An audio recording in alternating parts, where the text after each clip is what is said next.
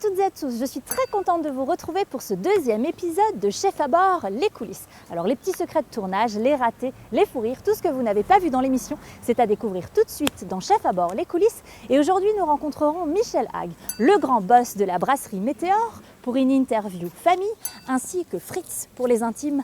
Alors un phénomène qu'on rencontrera tout à l'heure pour visiter les coulisses de la Villa Météor. C'est tout de suite dans Chef à bord, les coulisses.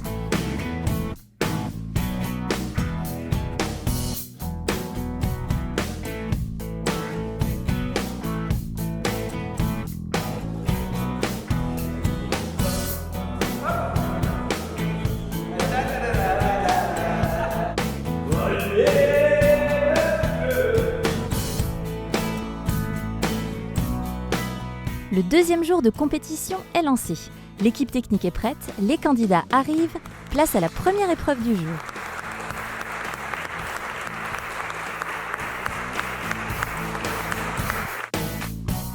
De notre côté, on part tout de suite à la rencontre d'un personnage, Fritz Météor, emblématique de la brasserie depuis plus de 25 ans. Il nous dit tout sur la fabrication de cette bière alsacienne.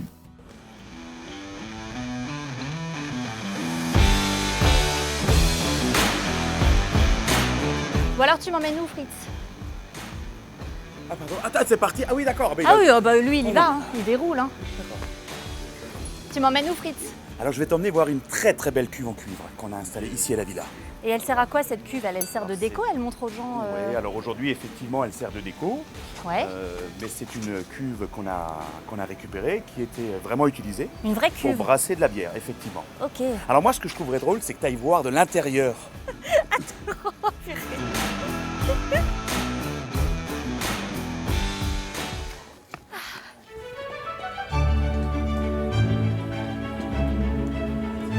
Bonjour Alain.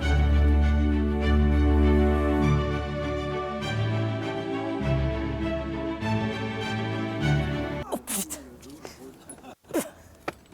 Donc là Fritz, on est dans la cour d'honneur de la brasserie et là on a donc la salle de brassage et on va y faire un tour. On va aller faire un tour ensemble là-bas. Attention, c'est chaud. Tu vas avoir des cuves où tu vas brasser de la bière. Donc les premiers cuves, la cuve d'empâtage, où tu vas mettre le malt, tu vas mettre de l'eau et tu vas porter l'ébullition. Une première partie de la fabrication de la bière. Une fois que c'est brassé, on transfère aux différentes cuves pour brasser de la bière. Et puis la toute grande cuve que tu vois là derrière, celle qu'on a vue de l'autre côté aussi, là où tu es allé te jeter dedans, ce qu'on appelle la chaudière à houblonner. C'est à ce moment-là qu'on va rajouter le houblon. Ah oui, Voilà, moment important. Oui, tout à fait. Et donc des cuves comme ça, il y en a combien au sein de la brasserie Météor? Les 500 000 hectolitres sont brassés ici. Tout se fait ici? Tout se fait ici et nulle part ailleurs. Un seul site de production, une seule salle de brassage, c'est ici. C'est ici, d'accord. Ça fait combien d'années que tu travailles pour Météor? Parce que tu es devenu emblématique, mais en combien de temps? 25 ans? Je sais faire que ça. Ouais. J'ai toujours travaillé chez Météor. Regarde, j'ai même... Toute ta carrière? Ah ben ouais. Donc là, on est en dessous des grands tanks, les TOD, les tanks outdoor. Et donc tout là au-dessus, c'est rempli de 3000 hectos de bière à chaque fois.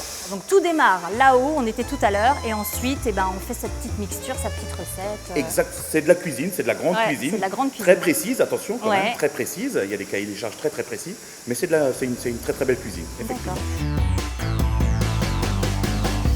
Ouvre la bouche.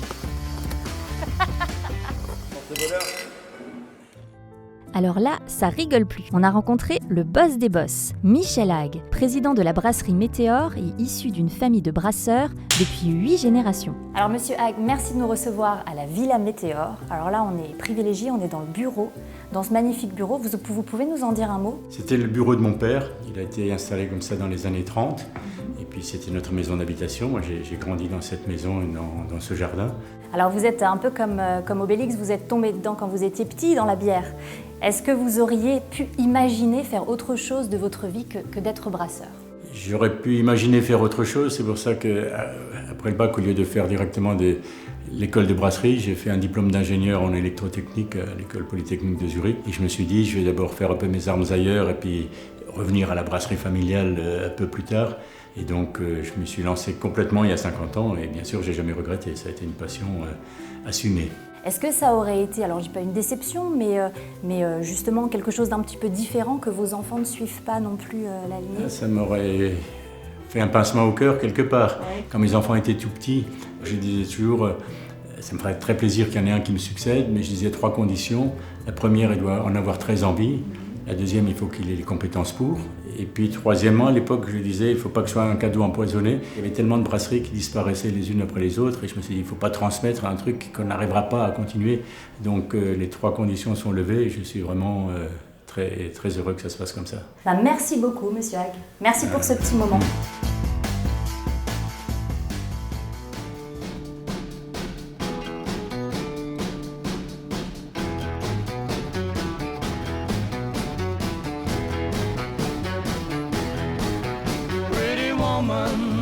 Walking down the street, pretty woman, the kind I like to meet, pretty woman.